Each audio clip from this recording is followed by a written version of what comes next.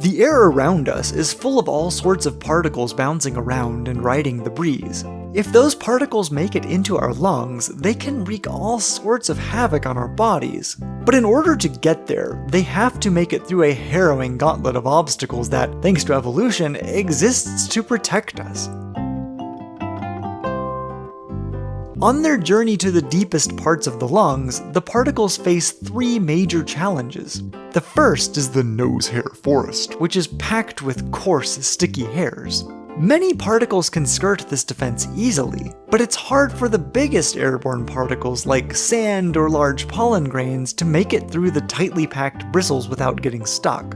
The particles that survive the forest are not out of the woods yet. They must then pass through the caverns of nasopharynx, where three bony structures swirl the air into a vortex. Mid-sized particles have enough mass that once they enter the cavern, the vortex centrifuges them directly into the cave's sticky, mucus-covered walls, ending their journey.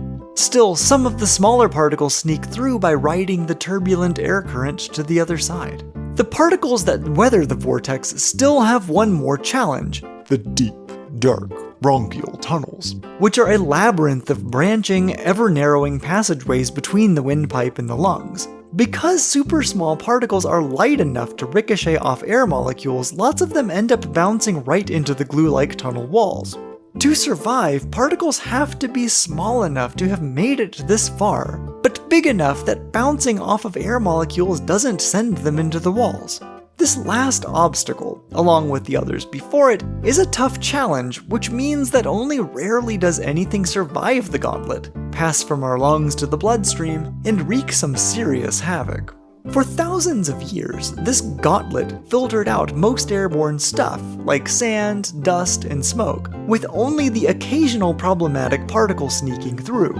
But now, as we drive cars, burn coal for power, and cook indoors, more particles than ever fill the air and crowd into the gauntlet, causing two problems.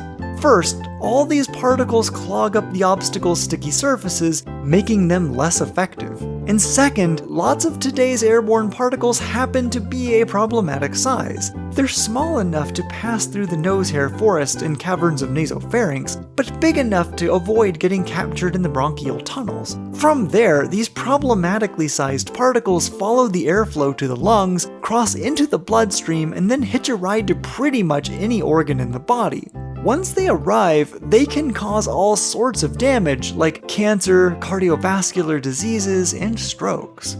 Fortunately, just as we humans have evolved complex respiratory gauntlets, we've also evolved complex brains. And while these clever brains are admittedly behind all of that burning we do, they can also help us cope with this barrage of airborne particles. We can measure air quality to help us steer clear of times and places where pollution is really bad, keeping particles from clogging the gauntlet. And we can add additional obstacles to the gauntlet by using air filters in our homes and offices, or even adding filters directly to our faces. Long term, we want to avoid creating all of those gauntlet-clogging particles in the first place. After all, this is a life or breath situation.